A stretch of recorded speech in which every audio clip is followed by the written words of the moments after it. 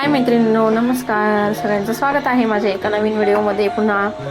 तर आज आपण बनवणार आहोत गाड्यावर मिळणारा आपला फ्राईड राईस. तर फ्राईड राईस कसा बनवायचा तर बघूया आपण रेसिपी. तर मी हा बासमती तांदूळ घेतलेला आहे. हा स्वच्छ धुवून पाण्यात भिजत ठेवला आणि एका साईडला मी पाणी गरम करून मीठ टाकून आणि ठेवलं होतं. त्याच्यात आता भिजवलेला तांदूळ टाकला. 15-20 मिनिटं भिजवला होता मी. तांदूळ टाकून द्यायचा. छान तांदूळ थोडा शिजत आला का त्याचं पाणी निथरून घ्यायचं, कारण आपल्याला 90% तांदूळ शिजवायचा आहे फक्त.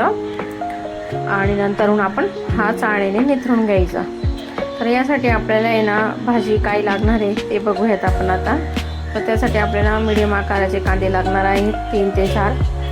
अर्धा कोबीचा कंद घेतलेला आहे मी. शिमला मिरची घेतलेला आहे 2. आणि गाजर असेल तर टाका, माझ्याकडे नव्हतं म्हणून मी नाही वापरलं. तुम्ही गाजर पण ॲड करू शकता, नसेल तर स्किप करू शकता.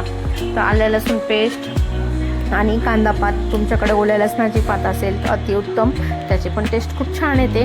तर आता हे सगळं लांब लांब चिरून घेतलं पातळ. आता तेल तापले, त्याच्यामध्ये थोडे जिरे, कांदा टाकला आणि कांदा ब्राऊन झाला का याच्यामध्ये आपल्याला सगळ्याच्या कट केलेल्या भाज्या आहेत त्या घालायच्या आहेत. सर्वप्रथम आलं लसूण पेस्ट घालायची, थोडं मीठ घालायचं आणि परतून घ्यायचं. आणि मग आपल्याला राहिलेल्या भाज्या घालायच्या आहेत.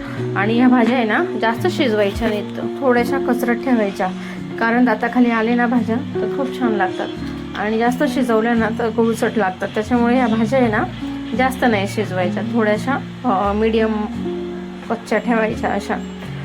हे सगळं परतून घ्यायचं. परतून झालं की याच्यामध्ये आपण हिरवी मिरचीची पेस्ट टाकू शकता. तर आम्ही लाल मिरची पेस्ट टाकली, मी हिरवी मिरचीने टाकली. बारीक कट करून पण टाकू शकता तुम्ही.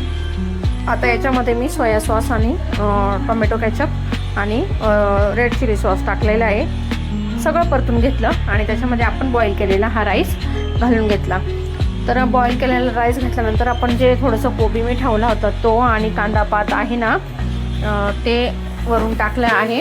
आणि आपल्याला फ्राईड राईसचा जो मसाला आहे, पॅकेट पूर्ण नाही घालायचा, त्या पॅकेटातला 2 चमचे मसाला आपण घालायचा याच्यामध्ये आणि सगळं परतून घ्यायचं.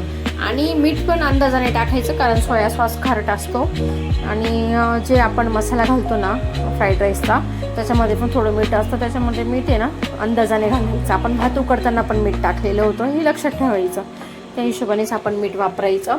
आणि छान असं परतून घ्यायचं राईस. आणि वरून मग कोथिंबीर घालायची आणि छान असा आपला गाड्यावर मिळण्यासारखा छान फ्राईड राईस तयार झाला. तर तुम्हाला रेसिपी कशी वाटली मला पण सांगा, कमेंट करू.